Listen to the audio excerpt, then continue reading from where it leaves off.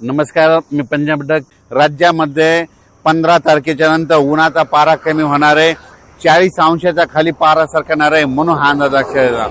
पण राज्यातल्या एक सर्व शेतकऱ्याला सांगू इच्छितो की राज्यामध्ये 14 मे पासून ते 25 मे पर्यंत दररोज वेगवेगळ्या भागात मान्सून पूर्व मोसमी पावसाळ्यासारखा पाऊस दररोज 2-2 दिवस वेगवेगळ्या भागात मुक्काम करत पडत जाणार आहे.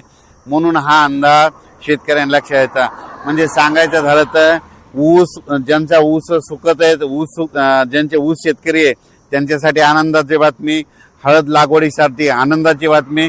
पण ज्यांच्या हळदी काढून ठेवलेले त्यांनी मात्र 14 तारखेपर्यंत तुमच्या हळदी काढून घरी आणून ठेवा. कारण की राज्यामध्ये जसं गेल्या वर्षी 14 तारखेला 13 तारखेला पाऊस आला होता 13 मेला, या वर्षी देखील 14 मेला पाऊस येणार आहे. आणि हे पाऊस कंटिन्यू मे महिन्यात आता मध्ये 14 पासून तर 30 मे पर्यंत दररोज वेगवेगळ्या भागात दररोज भाग बदलत, कधी पूर्व विदर्भ, कधी पश्चिम विदर्भ, 2 दिवस पश्चिम महाराष्ट्र, 2 दिवस विदर्भ, असं वेगवेगळा मराठवाडा, असं करत 30 मे पर्यंत दररोज विखुरलेल्या स्वरूपाचा पाऊस पडणार आहे. आणि शेतामध्ये पाणी देखील साचणार आहे. असा त्यामध्ये मेच्या 15 दिवसामध्ये म्हणजे 14 मे ते 30 मेच्या दरम्यान दररोज विखुरलेल्या स्वरूपाचा वेगवेगळ्या भागात पाऊस पडणार आहे.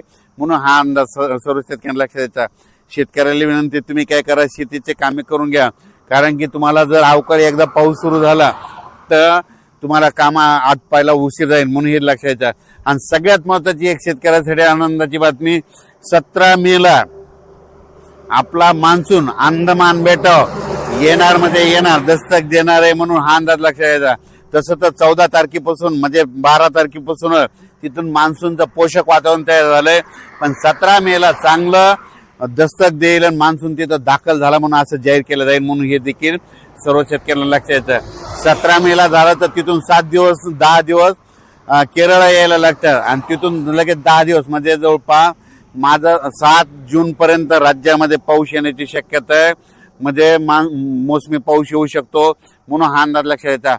पण राज्यात मात्र मोसमी पाऊस येईल तेव्हा येईल, 7 तारखेला येईल, 7 जूनला येईल.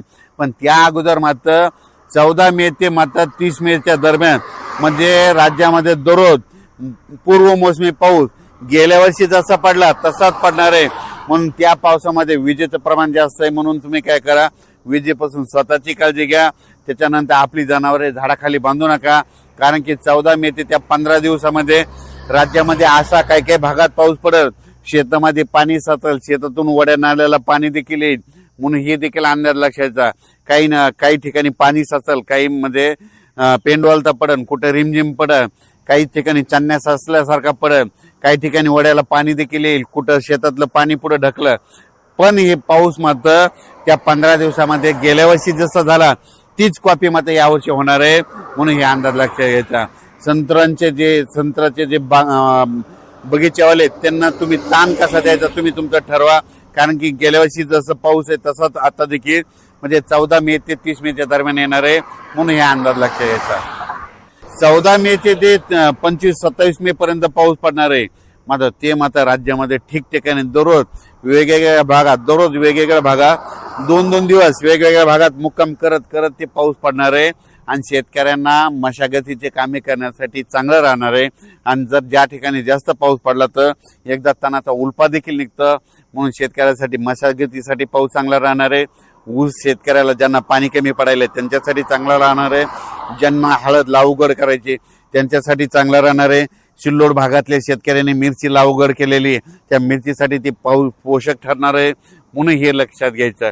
म्हणजे सांगायचं झालं तर काही जणांना फायदा होईल, काही जणांचं नुकसान होईल. म्हणून नाण्याच्या दोन्ही बाजू या पावसामध्ये होणार आहे. म्हणून हे देखील लक्षात घ्यायचं. अचानक वातावरण बदल झाला तर उद्या एक लगेच मेसेज दिला जाईल. धन्यवाद.